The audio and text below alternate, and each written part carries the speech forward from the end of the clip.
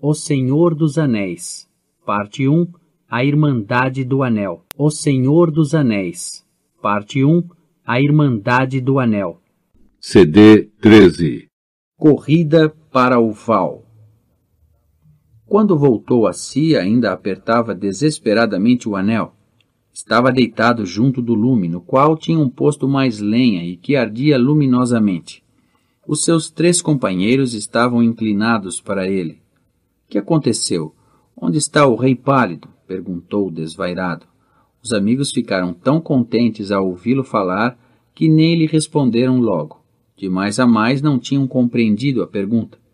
Por fim, Frodo deduziu, pelas palavras de Sam, que só tinham visto vagos vultos sombrios avançar para eles.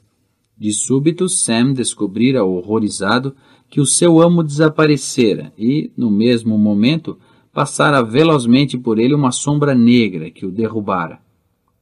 Ouvira a voz de Frodo, mas parecera-lhe que vinha de muito longe ou debaixo da terra, a gritar palavras estranhas. Não tinham visto mais nada até tropeçarem no corpo de Frodo, caído como se estivesse morto, de bruços na erva, com a espada debaixo dele. Passo de Gigante ordenara-lhes que o levantassem e deitassem junto da fogueira, e depois desaparecera. Isso fora havia já um bocado. Sam começava, francamente, a ter de novo dúvidas a respeito de Passo de Gigante, mas ele voltou enquanto falavam, e rompeu subitamente das sombras. Estremeceram e Sam desembainhou a espada e cobriu Frodo. Passo de Gigante, porém, ajoelhou-se rapidamente a seu lado. Não sou um cavaleiro negro, Sam, nem estou conluiado com eles, disse de mansinho. Estive a ver se descobria alguma coisa acerca dos seus movimentos, mas não descobri nada. Não compreendo por que motivo partiram sem atacar de novo. Não se sente a sua presença em lado nenhum nas imediações. Quando ouviu o que Frodo tinha para contar, ficou muito preocupado. Abanou a cabeça e suspirou. Mandou Pippin e Merry aquecer toda a água quente que pudessem, nas suas pequenas cafeteiras, e lavar a ferida com ela. Mantenham a fogueira bem acesa e Frodo quente, acrescentou. Depois afastou-se e chamou Sam. Agora parece-me que compreendo melhor as coisas, disse-lhe em voz baixa. Tudo indica que só estavam 5 presentes do inimigo. Não sei por que não estavam todos. Talvez não esperassem resistência. Por agora retiraram-se, mas temo que não tenha sido para muito longe. Voltarão outra noite, se não conseguirmos fugir. Se esperam é porque julgam que o seu objetivo está quase alcançado e o anel não pode fugir para muito mais longe. Receio, Sam, que estejam convencidos de que o seu patrão está mortalmente ferido e que isso o vergará à sua vontade. Veremos. Sam conteve a custo as lágrimas. Não desespere, recomendou-lhe Passo de Gigante. Tem de confiar em mim. O seu Frodo é feito de material mais resistente do que eu supunha, embora Gandalf já me tivesse dado a entender isso mesmo. Não está morto, e eu acho que resistirá mais tempo do que os inimigos esperam ao poder maléfico do ferimento. Farei tudo quanto puder para o ajudar e sarar. Guardem-no bem, enquanto eu estiver ausente. Passo de Gigante afastou-se, apressado, e voltou a desaparecer na escuridão. Frodo dormitava, apesar de a dor da ferida aumentar lentamente e um frio horrível lhe alastrar do ombro para o braço e para o flanco. Os amigos vigiavam-no, aqueciam-no e lavavam-lhe a ferida. A noite passou, lenta e angustiadamente. A alvorada alastrava no céu e o valezinho enchia-se de luz cinzenta quando o Passo de Gigante regressou, finalmente. Olhem! Gritou ao mesmo tempo que se baixava e apanhava do chão uma capa negra que a escuridão não deixara ver antes. Uns 30 centímetros acima da bainha via-se um rasgão. É o golpe da espada de Frodo, explicou. O único mal que conseguiu fazer ao inimigo, suponho. pois a lâmina está intacta e todas as lâminas que traspassam o terrível rei partem-se. Feriu-o mais, com certeza, o nome de Elbereth. E o que feriu Frodo foi isto, exclamou enquanto se baixava de novo e apanhava uma faca comprida e fina, com um brilho frio. Quando a levantou, o passo de gigante reparou que perto da ponta a lâmina tinha uma boca e que a ponta propriamente dita desaparecera. Mas, enquanto a erguia a crescente luz matinal, arregalaram todos os olhos de espanto, pois a lâmina pareceu derreter-se e evaporar-se como fumo no ar. Só ficou o cabo na mão de passo de gigante. Foi esta maldita faca que me fez a ferida, exclamou. Poucos, agora, possuem uma arte de sarar à altura de armas tão terríveis, mas eu farei o que puder. Sentou-se no chão, colocou o cabo da faca nos joelhos e, inclinado para ele, entoou uma canção estranha, numa língua desconhecida. Depois pôs o cabo da faca de lado, voltou-se para Frodo e, em tom suave, proferiu palavras que os outros não conseguiram entender. Da bolsa que lhe pendia do cinto, tirou em seguida as folhas compridas de uma planta. Tive de andar muito para encontrar estas folhas, visto esta planta não crescer nos montes áridos, explicou. Encontrei-a às escuras, guiado pelo cheiro das suas folhas, nos bosques que ficam a sul da estrada. Esmagou entre os dedos uma folha que emanou uma fragrância ao mesmo tempo suave e penetrante. Foi uma sorte tê-la encontrado, pois é uma planta curativa que os homens do Ocidente trouxeram para a Terra-média. Chamavam-lhe atelas, e agora é rara e só cresce perto dos lugares onde eles viveram ou acamparam antigamente. No norte não é conhecida, a não ser por alguns daqueles que percorrem as terras ermas. Tem grandes virtudes, mas os seus poderes curativos talvez sejam poucos numa ferida destas. Lançou as folhas em água a ferver e banhou o ombro de Frodo. A fragrância do vapor era repulsante e os outros, que não estavam feridos, sentiram o espírito mais tranquilo e menos confuso. A erva também produziu algum efeito na ferida, pois Frodo sentiu a dor e a sensação de frio diminuírem no flanco. Mas a vida não lhe voltou ao braço e continuou sem poder levantar ou utilizar a mão. Lamentou amargamente a sua idiotice e acusou-se de fraqueza de vontade, pois agora compreendia que, ao enfiar o anel no dedo, não obedecera ao seu próprio desejo, e, sim, à vontade autoritária dos seus inimigos. Perguntou a si mesmo se ficaria aleijado para o resto da vida e como conseguiriam agora prosseguir viagem. Sentia-se tão fraco que não se aguentava de pé. Os outros discutiam precisamente esse problema. Decidiram imediatamente deixar o cume do tempo o mais depressa possível. Agora estou convencido de que o inimigo já vigiava este lugar havia alguns dias, disse Passo de Gigante. Se Gandalf aqui chegou a vir, deve ter sido obrigado a partir e não voltará. De qualquer modo, corremos aqui grande perigo, depois de escurecer, como o prova o toque desta noite. Dificilmente poderemos correr perigo maior em qualquer outro lugar para onde nos dirijamos. Assim que clareou por completo, comeram qualquer coisa apressadamente e prepararam a bagagem. Como Frodo não podia andar, repartiram a maior parte da bagagem pelos 4 e colocaram-no a ele no pônei. Nos últimos dias o pobre animal melhorara extraordinariamente. Já parecia mais gordo e mais forte e começara a evidenciar afeto pelos novos donos, especialmente por Sam. Bilfetoso devia tê-lo tratado muito mal para uma viagem daquelas lhe parecer muito melhor do que a sua vida anterior. Partiram numa direção sul, o que significava que teriam de atravessar a estrada, mas era o caminho mais rápido para regiões mais arborizadas. Precisavam de combustível, pois Passo de Gigante dizia que era necessário manter Frodo quente, especialmente de noite, e uma fogueira constituiria também uma certa proteção para todos eles. Estava ainda nos seus planos encurtar a viagem atalhando por outra grande curva da estrada, a leste, depois do cume do tempo. Mudava de direção e descrevia uma curva larga para norte.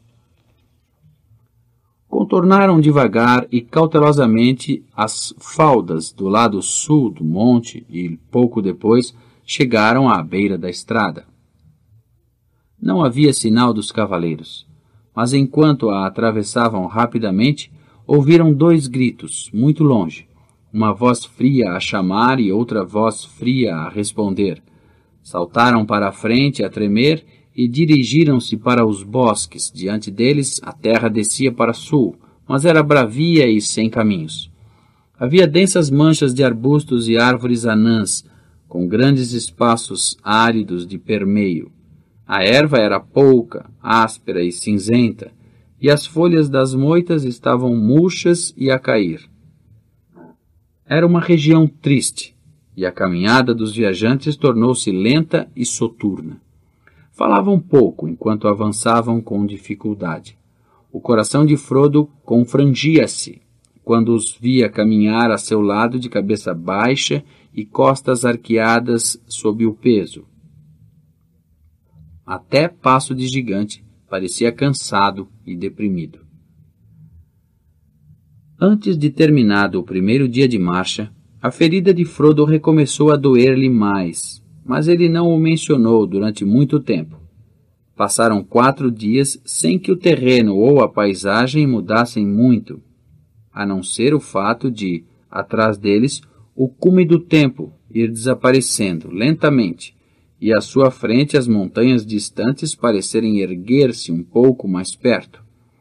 No entanto, desde aqueles gritos longínquos, não tinham visto nem ouvido nada que indicasse que o inimigo observara a sua fuga ou que o seguia.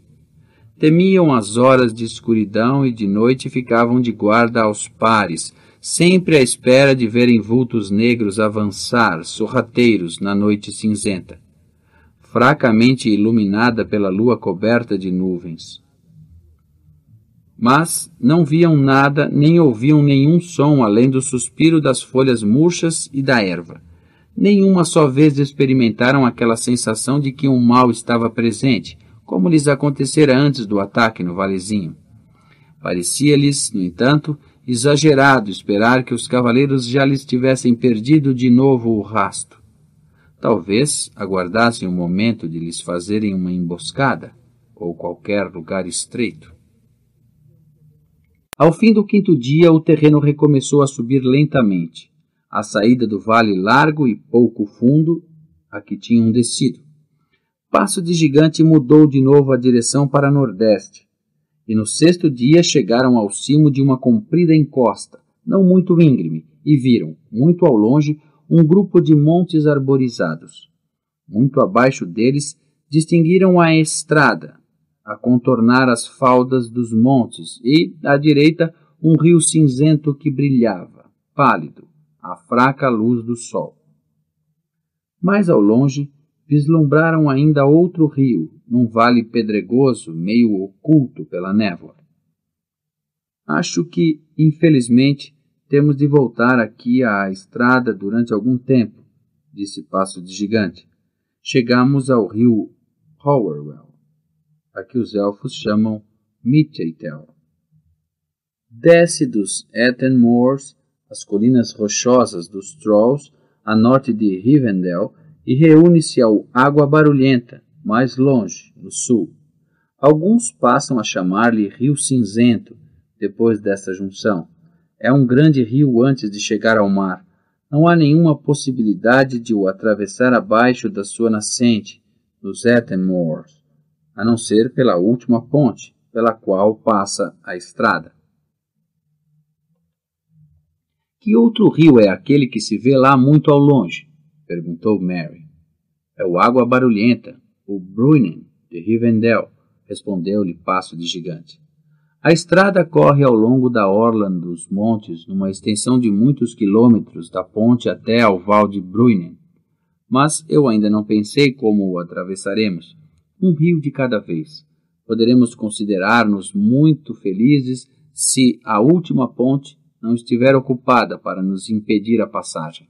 No dia seguinte, de manhã cedo, desceram de novo às imediações da estrada. Sam e Passo de Gigante avançaram à frente, mas não encontraram quaisquer vestígios de viajantes ou cavaleiros. Ali, à sombra dos montes, chovera um pouco. Passo de Gigante calculou que a chuva caíra 2 dias antes e apagara todas as pegadas. Tanto quanto lhe era dado ver, não passara por ali ninguém a cavalo depois disso.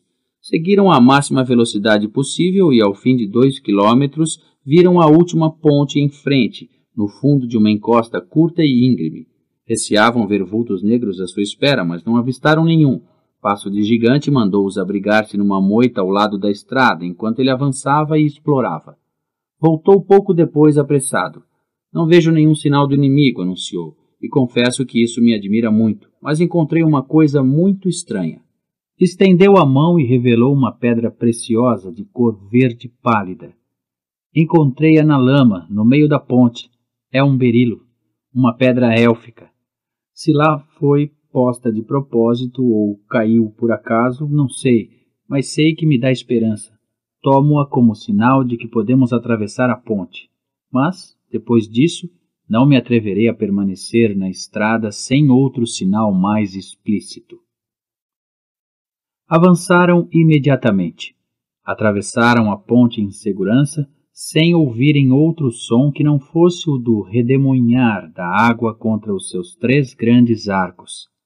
1,5 km adiante, chegaram a um barranco estreito, que seguia para norte através das terras íngremes do lado esquerdo da estrada. Passo de Gigante virou, aí, e não tardaram a perder-se numa região sombria de árvores escuras, por entre os sopés de montes carrancudos. Os hobbits sentiram-se contentes por terem deixado para trás as terras tristes e a estrada perigosa, mas aquela nova região parecia-lhes ameaçadora e hostil. À medida que avançavam, os montes que os cercavam subiam sempre. Aqui e ali, em cabeços e espinhaços, avistavam fugazmente antigas muralhas de pedra e ruínas de torres, umas e outras com um aspecto ominoso. Frodo, que não ia a pé, tinha tempo para olhar em frente e pensar. Recordou-se do relato que Bilbo fizera da sua viagem e das torres ameaçadoras dos montes a norte da estrada, na região próxima da floresta dos Trolls, onde lhe sucedera a primeira aventura grave. Calculou que se encontravam na mesma região e pensou se, por acaso, iriam passar perto do local em questão. Quem vive nesta terra? Perguntou. E quem construiu estas torres? É terra de Trolls? Não, respondeu Passo de Gigante. Os Trolls não constroem. Ninguém vive nesta terra. Em tempos, há séculos, viveram aqui homens, mas já não resta nenhum. Tornaram-se um povo mau, segundo a lenda, pois ficaram sob a sombra de Angmar. Mas foram todos destruídos na guerra que arrastou o Reino do Norte para o seu fim. Isso foi, porém, há tanto tempo que os montes os esqueceram, embora ainda paire uma sombra sobre a região. Onde aprendeu todas essas histórias, se toda a terra está deserta e deslembrada? Perguntou o peregrino. As aves e os animais não contam histórias desse gênero? Os herdeiros de Elendil não esquecem nenhuma das coisas passadas, e em Rivendell lembram-se de muitas outras coisas que posso contar. Esteve muitas vezes em Rivendell? Perguntou-lhe Frodo. Estive, respondeu Passo de Gigante. Vivi lá em tempos e volto sempre que posso. É lá que está o meu coração. Mas o meu destino não é ficar em paz, nem mesmo na bonita casa de Elrond. Os montes começaram a cercá-los, a fechar-se sobre eles. A estrada, atrás, seguia o seu caminho para o rio Bruinen, mas uma e outro estavam agora ocultos. Os viajantes chegaram a um vale comprido, estreito, profundamente escavado, escuro e silencioso. Árvores de raízes velhas e torcidas debruçavam-se de penhascos e adensavam-se atrás, em encostas cobertas de pinhais. Os hobbits estavam muito cansados. Avançavam devagar, pois tinham de escolher o caminho numa região ínvia, atravancada de árvores caídas e rochedos amontoados. Sempre que podiam, evitavam subir, por causa de Frodo e também porque era realmente difícil encontrar qualquer carreiro para subir dos vales estreitos. Havia 2 dias que se encontravam naquela região quando o tempo mudou. O vento começou a soprar com força, do ocidente, e a despejar a água dos mares distantes nas cabeças escuras dos montes, sob a forma de chuva fina e constante. Ao anoitecer estavam todos encharcados e o seu acampamento em nada ajudava a animá-los, pois não tinham conseguido encontrar lenha seca para queimar. No dia seguinte, os montes ergueram-se à sua frente ainda mais altos e íngremes, e viram-se forçados a desviar-se do caminho e virar para norte. Passo de Gigante parecia inquieto. Tinham abandonado o cume do tempo havia quase 10 dias, e as suas reservas de provisões começavam a minguar, e continuava a chover. Nessa noite, acamparam numa saliência pedregosa, tendo atrás uma parede de rocha na qual havia uma caverna pouco funda, uma simples reentrância no penhasco. Frodo estava desassossegado. O frio e a umidade tinham-lhe tornado a ferida mais dolorosa do que nunca, e a dormência e a sensação de frio mortal afastavam por completo o sono. Virava-se e revirava-se e escutava, receoso, os sorrateiros ruídos noturnos. Vento nas fissuras da rocha, água a pingar, um estalido, a queda inesperada de uma pedra solta. Teve a sensação de que sombras negras avançavam para o asfixiar. Mas quando se sentou, só viu as costas de Passo de Gigante sentado de costas curvadas, a fumar cachimbo e a vigiar. Deitou-se de novo e mergulhou num sonho agitado, no qual caminhava na relva do seu jardim do Shire, mas tudo isso lhe parecia vago e indistinto, menos claro do que as negras sombras altas que espreitavam por cima da vedação. Quando acordou, de manhã, a chuva parara. As nuvens ainda estavam escuras, mas começavam a separar-se e viam-se no meio delas faixas de céu azul pálido. O vento mudava de novo de direção. Não partiram cedo. Logo após o pequeno almoço frio e pouco reconfortante, Passo de Gigante partiu sozinho e recomendou aos outros que ficassem ao abrigo do penhasco até ele voltar. Ia subir, se pudesse, e dar uma vista de olhos à disposição do terreno. Quando voltou, não se mostrou tranquilizador. Desviamo-nos demasiado para norte e temos de descobrir um caminho qualquer para retrocedermos de novo para sul. Se continuarmos nesta direção, acabaremos por ir para os Ethendales, muito a norte de Rivendell. É região Troll, e conheço-a mal. Talvez pudéssemos contorná-la e retroceder para Rivendell, de norte, mas demoraria muito tempo, porque desconheço o caminho e as nossas provisões não chegariam. Por isso, temos de encontrar o Val do Bruinen, seja como for. Passaram o resto do dia a trepar por terreno rochoso. Descobriram uma passagem entre 2 montes que os levou a um vale que corria de sul para leste, a direção que lhes convinha.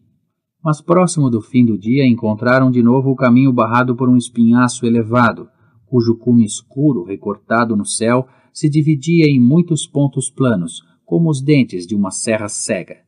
Só lhes restava escolher entre voltar para trás ou trepar. Resolveram tentar a escalada, mas verificaram que era muito difícil.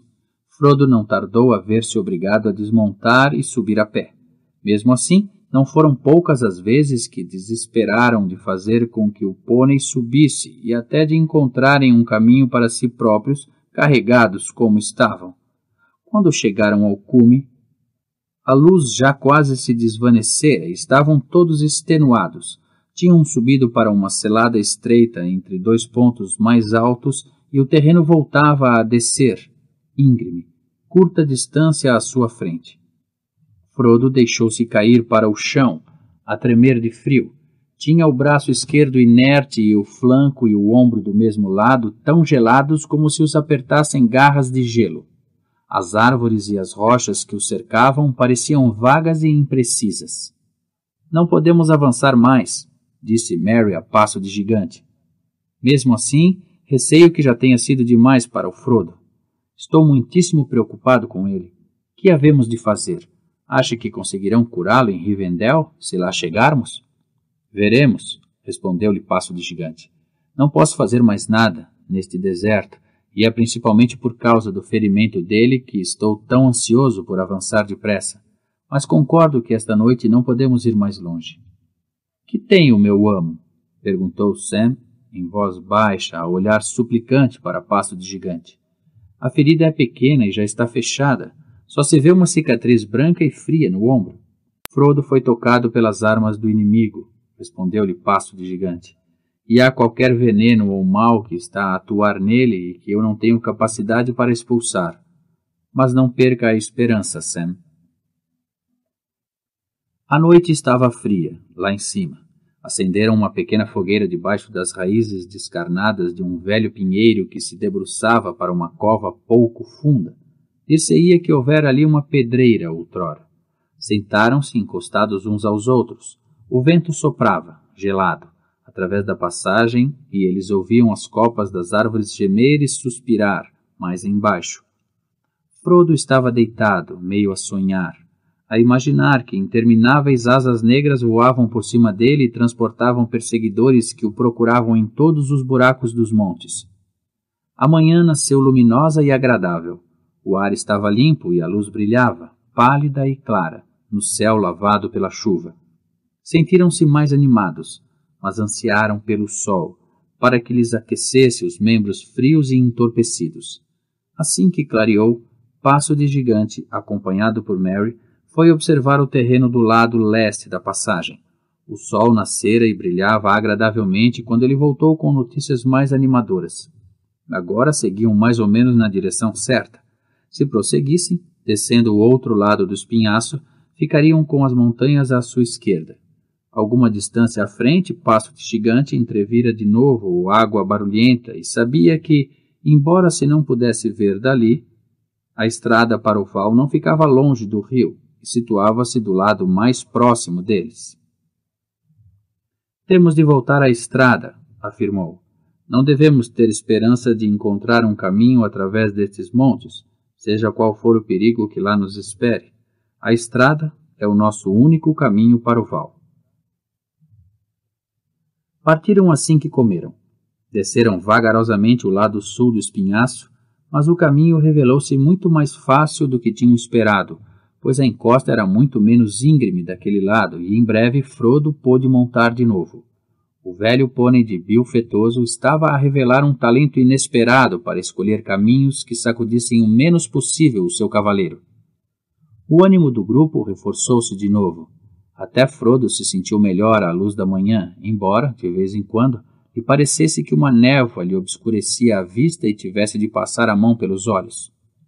Pippin ia um pouco à frente dos outros. De súbito, virou-se para trás e gritou-lhes: "Há aqui um carreiro!"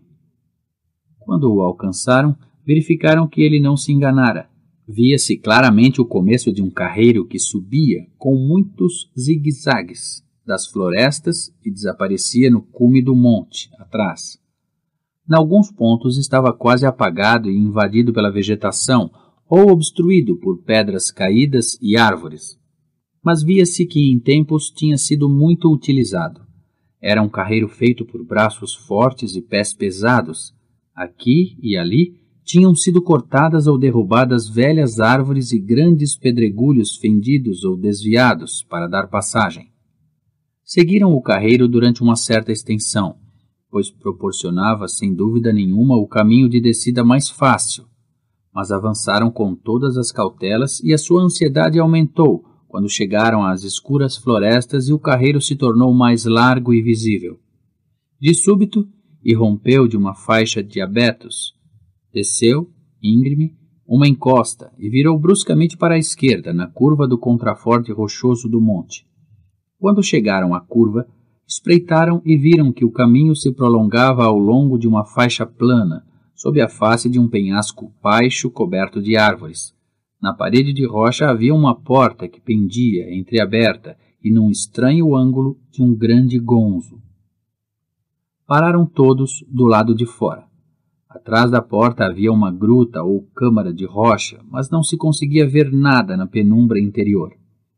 Passo de Gigante, Sam e Mary empurraram com toda a sua força e conseguiram abrir um pouco mais a porta, o suficiente para Passo de Gigante e Mary entrarem. Não se afastaram muito, pois no chão havia muitos ossos antigos e junto da entrada só se viam alguns grandes cântaros vazios e vasilhas partidas. Isto é a toca de um troll, sem a mínima dúvida, afirmou Pippin. Saiam cá para fora, vocês dois, e vamo-nos daqui. Agora sabemos quem fez o carreiro, e o melhor para nós é abandoná-lo depressa. Creio que não há necessidade disso, disse Passo de Gigante ao sair. É realmente a toca de um troll, mas parece abandonada há muito tempo. Não vejo motivo para termos medo. No entanto, desçamos com cautela e logo se verá. O carreiro prosseguia a partir da porta, virava de novo à direita, atravessava a extensão plana e mergulhava por uma encosta densamente arborizada abaixo. Pippin, que não desejava dar a entender a Passo de Gigante que continuava com medo, ia à frente, com Mary. Sam e Passo de Gigante seguiam-nos um de cada lado do pônei de Frodo, pois o carreiro tornara-se tão largo que poderiam passar por ele 4 ou 5 hobbits ao lado uns dos outros. Pouca distância tinham percorrido, porém, quando Pippin voltou para trás a correr, seguido por Mary. Pareciam ambos apavorados. Há trolls, disse Pippin ofegante. Lá embaixo, na clareira da floresta, não muito longe daqui. Vimos-los através dos troncos das árvores. São muito grandes. Vamos lá vê-los, decidiu Passo de Gigante, e apanhou um pau. Frodo não disse nada, mas Sam pareceu muito assustado. O sol já alto brilhava através dos ramos meio despidos das árvores e enchia a clareira de manchas luminosas. O grupo parou, de súbito, na orla do arvoredo, e, de respiração contida, espreitou por entre os troncos das árvores. Lá estavam os trolls. Eram 3, enormes, e um estava inclinado, e os outros 2 fitavam-no. Passo de Gigante avançou despreocupado. Endireita-te, pedra velha, exclamou e partiu o pau no troll inclinado. Não aconteceu nada. Os hobbits soltaram uma exclamação abafada de espanto, e depois até Frodo se riu. Bem, estamos a esquecer a nossa história de família, comentou. Estes devem ser os 3 trolls surpreendidos por Gandalf a discutir a melhor maneira de cozinhar 13 anões e um hobbit. Não fazia a mínima ideia de que estávamos perto desse lugar, exclamou Pippin, que conhecia bem a história. Bilbo e Frodo tinham-na contado muitas vezes, mas ele nunca acreditara, realmente, na sua veracidade. Até mesmo agora olhava desconfiado para os trolls de pedra, receoso de que alguma magia os devolvesse de novo à vida, subitamente. Estão a esquecer não só a história da família, mas também tudo quanto alguma vez souberam a respeito de trolls, observou o Passo de Gigante. É dia claro, o sol brilha, e apesar disso desataram a fugir e tentaram assustar-me com uma história de trolls vivos à nossa espera nesta clareira. Podiam pelo menos ter reparado que um deles tem um velho ninho de pássaro atrás da orelha, o que seria um ornamento muito invulgar num troll vivo. Riram-se todos. Frodo sentiu-se reanimado. A recordação da primeira aventura bem-sucedida de Bilbo era reconfortante. O sol quente também era reconfortante, e a névoa parecia dissipar-se um pouco diante dos seus olhos. Descansaram algum tempo na clareira e começaram a refeição do meio-dia mesmo à sombra das grandes pernas dos trolls. Então, ninguém nos canta qualquer coisa enquanto o sol está alto? Sugeriu Mary quando acabaram de comer. Há dias e dias que não ouvimos uma canção nem uma história. Desde o cume do tempo, especificou Frodo, e os outros olharam para ele. Não se preocupem comigo, acrescentou. Sinto-me muito melhor, mas não acho que fosse capaz de cantar. Talvez o Sam consiga desenterrar alguma coisa da memória. Vá, Sam, instigou Mary. Nessa cabeça há mais material armazenado do que dás a entender. Lá isso não sei, declarou Sam. Estou a lembrar-me da uma coisa que talvez sirva. Não se trata daquilo a que chamo verdadeira poesia, se entende o que quero dizer. É apenas uma brincadeira sem sentido, que estas velhas imagens me recordaram. Levantou-se e, com as mãos atrás das costas, como se estivesse na escola, começou a cantar, com a toada de uma antiga melodia. O Troll estava sentado sozinho no banco de pedra, a resmungar e a roer um velho osso chupado. Havia muitos anos que o rilhava, pois carne não era coisa fácil de encontrar, de rilhar. Vivia sozinho numa caverna dos montes, e carne não era, não, fácil de encontrar. Chegou Tom com as grandes botas calçadas, e perguntou ao Troll, por favor, que é isso? Parece a canela do meu tio Tim, que devia estar a repousar no cemitério. Cemitério, despautério. Há muitos anos que Tim partiu, muitos, e eu julgava-o a repousar no cemitério. Meu rapaz, volveu-lhe o Troll, esse osso roubei, mas para que servem ossos enterrados num buraco? O teu tio estava morto como uma pedra, antes de eu lhe achar o osso da canela. Uma bagatela. Ele bem pode ajudar um pobre e belo Troll, mas não precisa para nada do osso da canela. E Tom, por que motivo hão de os da tua laia, sem pedir licença, usar e abusar, da perna ou da canela da família do meu pai? Por isso anda, passa para cá o osso, o caroço, pois por morto que ele esteja, a ele pertence. Anda, despacha-te, passa para cá o osso. Por dá cá aquela palha, disse o Troll a sorrir. Como-te também a ti e rilho-te a canela. Um naquito de carne fresca vinha mesmo a matar. Vou experimentar os dentes em ti, agora. Nesta hora. Estou farto de rilhar velhos ossos e peles, e está-me a apetecer jantar-te agora. Mas quando julgava que tinha o jantar garantido, as suas mãos estavam cheias de nada. Num abrir e fechar de olhos, Tom saltou para trás e aplicou-lhe um pontapé para o ensinar, castigar. Um pontapé no sim senhor, pensou Tom, seria a melhor maneira de o ensinar. Mas mais duros que a pedra são a carne e o osso de um Troll sentado sozinho nos montes. Foi como dar o pontapé nas raízes das montanhas, pois o sim senhor de um Troll nada sente. Não é de gente. O velho Troll riu-se quando ouviu Tom gemer, porque sabia que o pé dele era de gente. A perna de Tom está manca desde que a casa voltou, e o seu pé, sem bota, coitado, não sarou.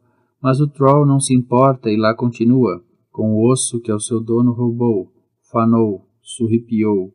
O velho sim senhor do Troll ainda é o mesmo, assim como o osso que ao seu dono roubou. Bem, aí está uma advertência para todos nós, exclamou Mary a rir. Ainda bem que se serviu de um pau em vez da mão, passo de gigante. Onde aprendeste isso, Sam? Perguntou Pippin. Nunca tinha ouvido essa letra? Sam murmurou qualquer coisa inaudível. É da sua própria cabeça, claro, afirmou Frodo. Tenho aprendido muitas coisas a respeito de Sam-Gamgee nesta viagem. Primeiro foi conspirador, agora é bufão. Ainda acaba por se tornar feiticeiro ou guerreiro. Espero que não, declarou Sam. Não quero ser uma coisa nem outra. À tarde, embrenharam-se na floresta. Provavelmente utilizaram o mesmo carreiro que Gandalf, Bilbo e os anões tinham usado havia muitos anos. Percorridos alguns quilômetros, desembocaram no cimo de uma ladeira alta por cima da estrada. Nesse ponto a estrada deixara o Horwell muito para trás, no seu vale estreito, e agora seguia de perto o sopé dos montes, subindo e descendo e zigue-zagueando para leste entre florestas e encostas cobertas de urze, na direção do val e das montanhas. Um pouco abaixo, Passo de Gigante apontou uma pedra no meio da erva. Toscamente entalhados nela, e já muito apagados pelo tempo, distinguiam-se ainda caracteres rúnicos dos anões e marcas secretas. Oh! Exclamou Mary.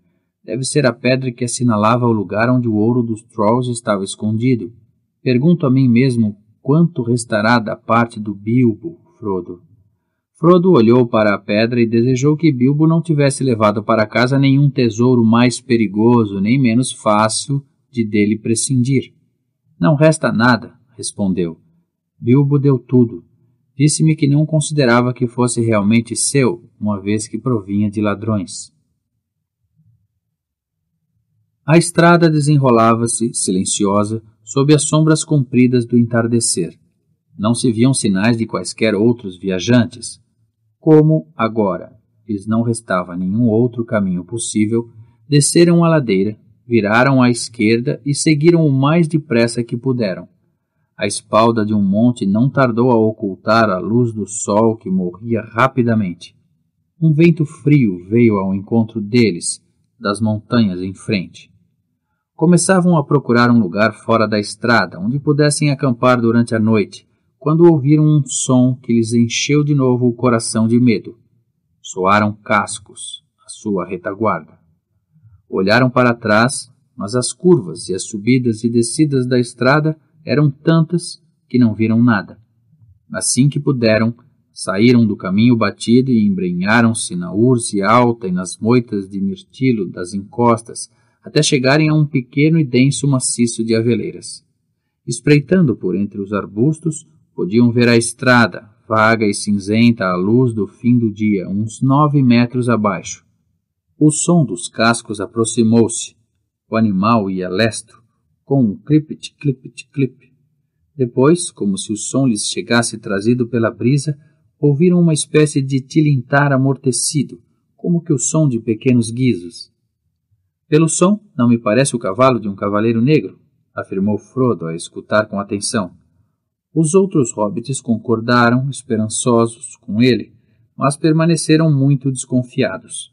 Tinham passado tanto tempo a recear ser perseguidos que qualquer som vindo de trás lhes parecia ominoso e hostil. Mas Passo de Gigante, que estava inclinado para a frente, inclinou-se ainda mais, com uma das mãos no ouvido e uma expressão de alegria no rosto. A luz desvaneceu-se ainda mais e as folhas dos arbustos murmuraram suavemente. As campainhas ouviam-se agora mais nítidas e mais próximas, assim como o trote apressado, clipit, clip. De súbito, surgiu na estrada, a brilhar nas sombras, um cavalo branco e veloz. A testeira do animal cintilava na luz crepuscular, como se estivesse cravejada de pedras refulgentes como estrelas.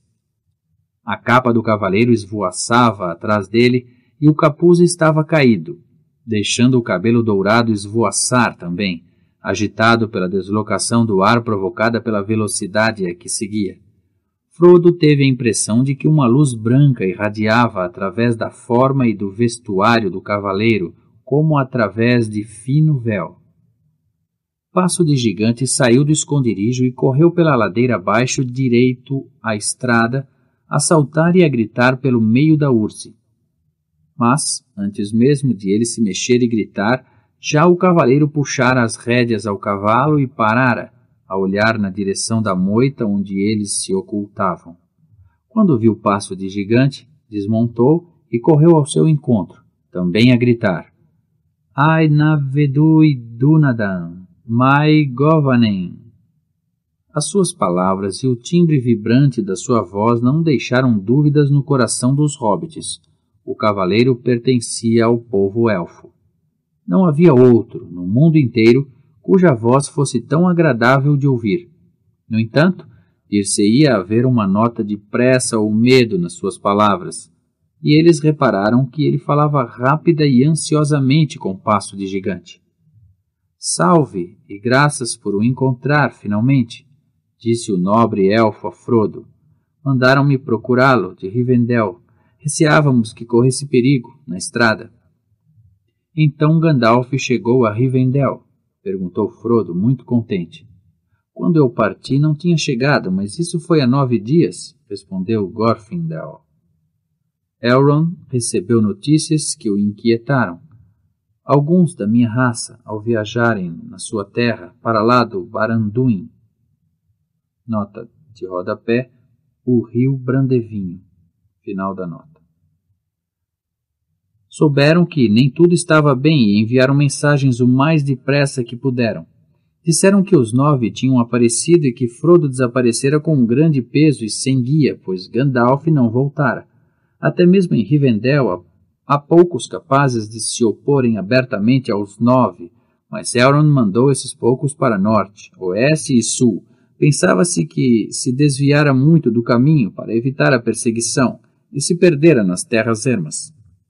Coube-me percorrer a estrada e quando cheguei à ponte de Mid-Hentel, deixei lá um sinal, quase há 7 dias.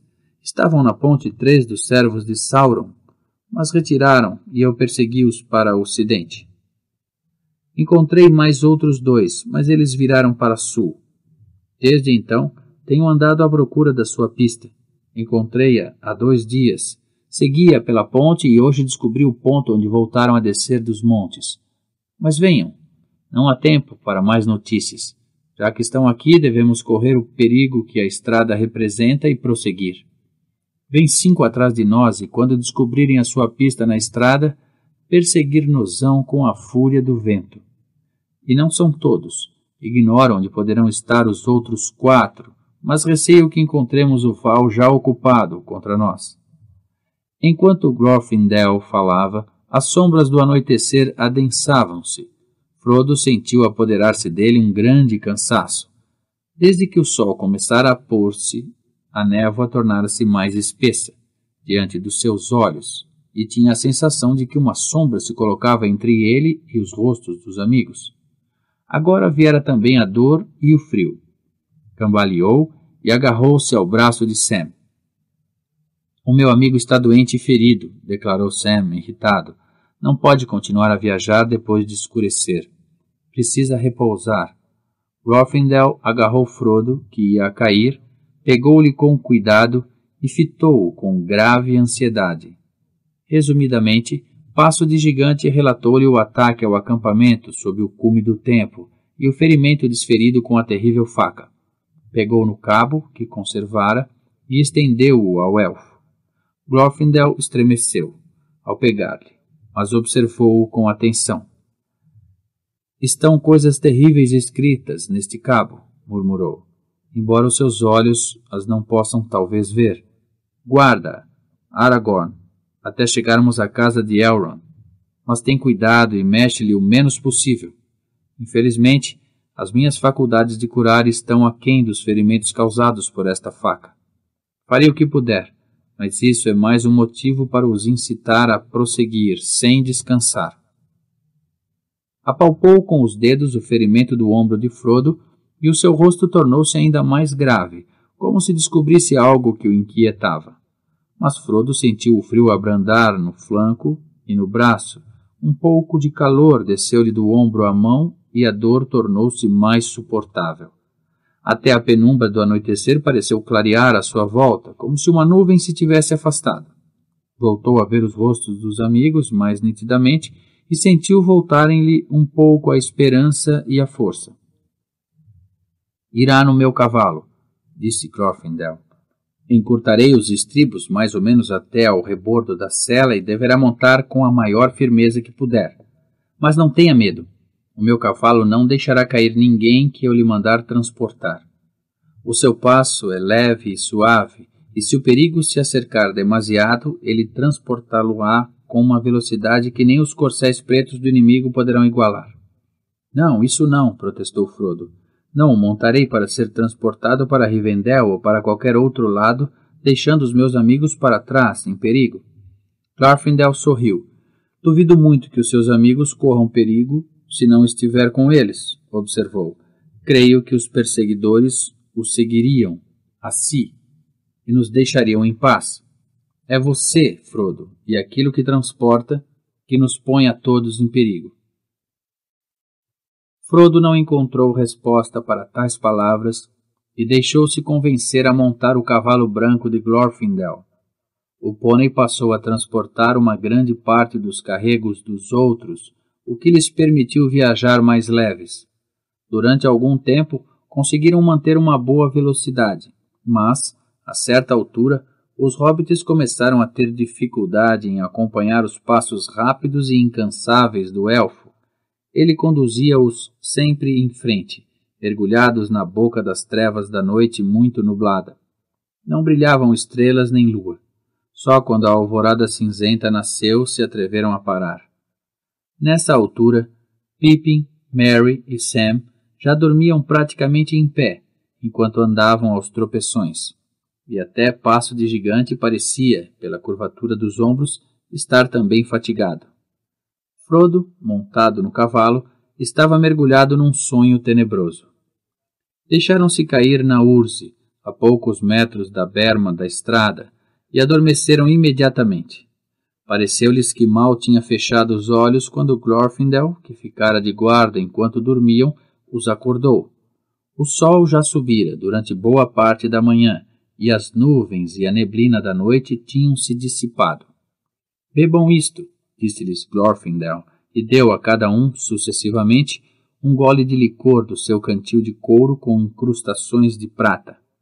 Era tão límpido como água da nascente, não tinha gosto e não causava na boca nenhuma sensação de frio ou calor, mas ao bebê-lo tiveram a impressão de que lhes jorrava para os membros uma torrente de força e vigor. Comidos depois o pão duro e os frutos secos, que eram tudo quanto lhes restava, pareceram saciar-lhes a fome melhor do que muitos bons pequenos almoços saboreados no Shire. Tinham repousado muito menos de 5 horas quando se meteram de novo à estrada. Glorfindel continuou a incitá-los a andar depressa e só permitiu 2 breves paragens durante todo o dia.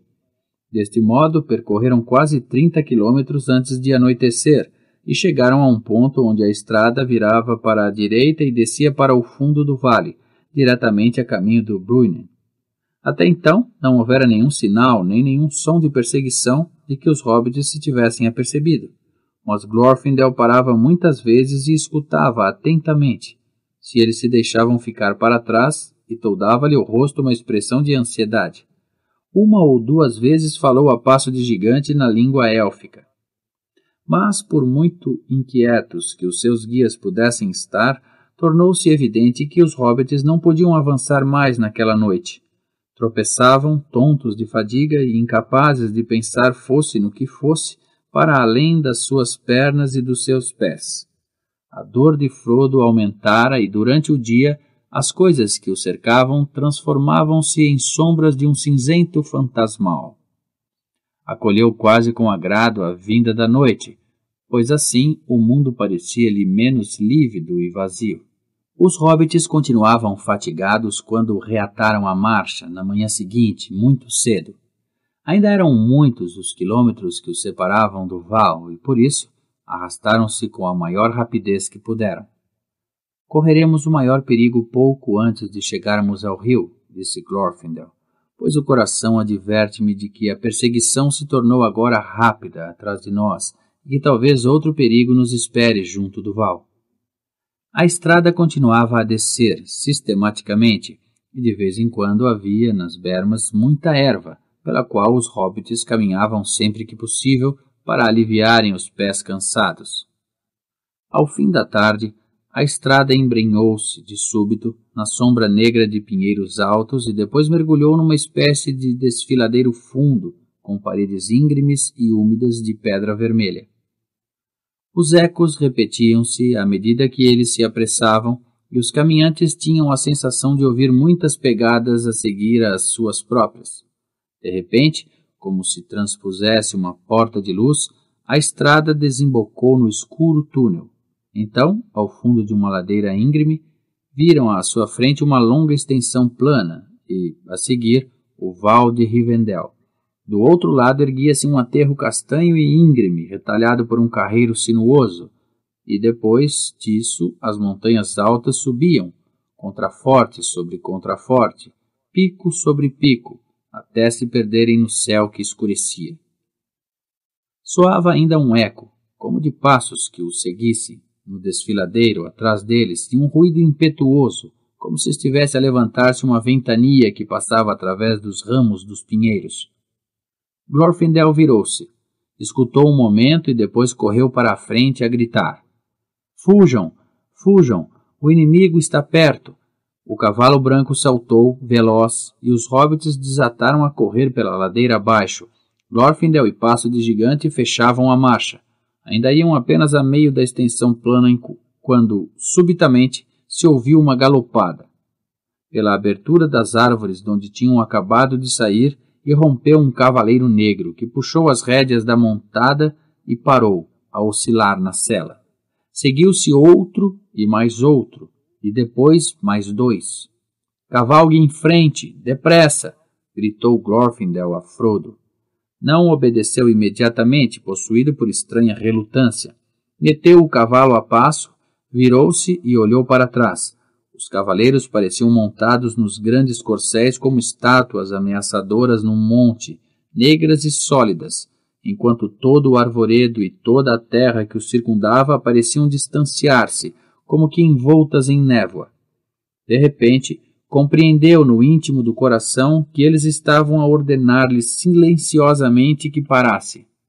Então o medo e o ódio despertaram-no simultaneamente. Passou a mão da rédea para o punho da espada e desembainhou-a num relâmpago vermelho. «Galope, galope!» gritou Glorfindel e acrescentou, dirigindo-se vibrantemente ao cavalo na sua língua élfica. «Norolim, Norolim, Asfalot!» Ato contínuo, o cavalo branco arrancou com a velocidade do vento a galgar o que restava da estrada. No mesmo instante, os cavalos negros lançaram-se pelo monte abaixo em perseguição, e os cavaleiros soltaram um grito terrível, como Frodo nunca ouvira, e que encheu de horror as distantes florestas do Farthing oriental. O grito obteve resposta, e para desespero de Frodo e dos seus amigos, de entre as árvores e os rochedos da esquerda, surdiram mais 4 cavaleiros, num galope desenfreado. 2 seguiram na direção de Frodo, e outros 2 galoparam loucamente para o val, a fim de lhe bloquear a fuga. Teve a impressão de que cavalgavam como o vento e se tornavam rapidamente maiores e mais negros, à medida que o seu caminho convergia com o dele. Frodo olhou um instante para trás por cima do ombro. Já não via os amigos. Os cavaleiros que o perseguiam iam também ficando para trás, pois nem mesmo seus grandes corcéis estavam à altura, em velocidade, do cavalo branco de Glorfindel. Olhou de novo para a frente e a esperança desvaneceu-se. Pareceu-lhe que não teria possibilidade de chegar ao val antes de o caminho lhe ser bloqueado pelos outros cavaleiros, que tinham preparado a emboscada. Agora, via-os perfeitamente. Pareciam ter se desfeito do capuz e da capa preta e vestiam de branco e cinzento. As suas mãos pálidas empunhavam espadas desembainhadas e tinham capacetes na cabeça.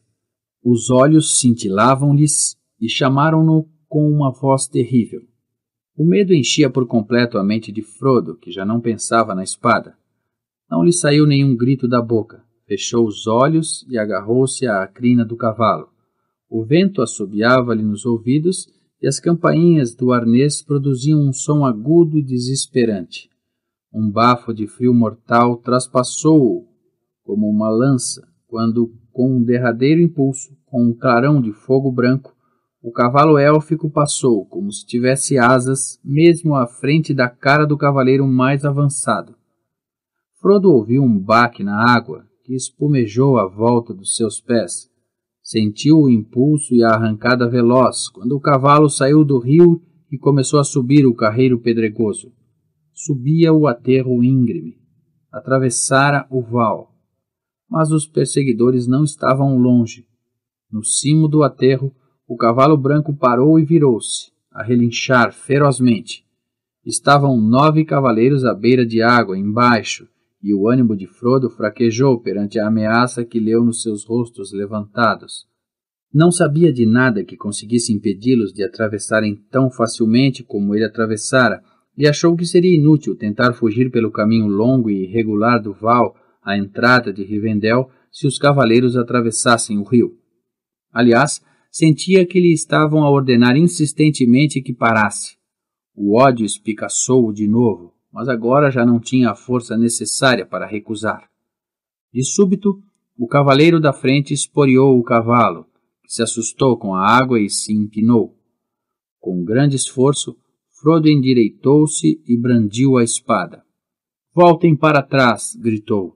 Voltem para a terra de Mordor e deixem de me perseguir. A voz soou-lhe fraca e esganiçada aos próprios ouvidos. Os cavaleiros pararam, mas Frodo não tinha o poder de Bombadil. Os inimigos riram-se dele, com um riso áspero e enregelador. Vem, vem, gritaram-lhe. Para Mordor te levaremos. Voltem para trás, repetiu baixinho.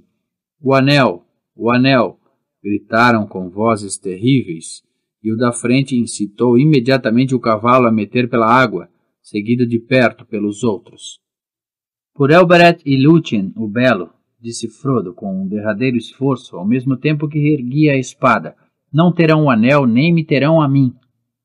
Então o da frente, que se encontrava a meio do val, ergueu-se ameaçador nos estribos e levantou a mão. Frodo emudeceu, sentiu a língua colar-se-lhe à boca e o coração bater com dificuldade. A sua espada partiu-se e caiu-lhe da mão trêmula. O cavalo élfico empinou-se e relinchou. O mais avançado dos corcéis negros estava quase a pisar a margem. Nesse momento, ouviu-se como que um trovão, o ruído ensurdecedor de águas tumultuosas a arrastar muitas pedras. Vagamente, Frodo viu o rio subir, embaixo, e a jusante do seu curso empinar-se uma cavalgada de ondas emplumadas.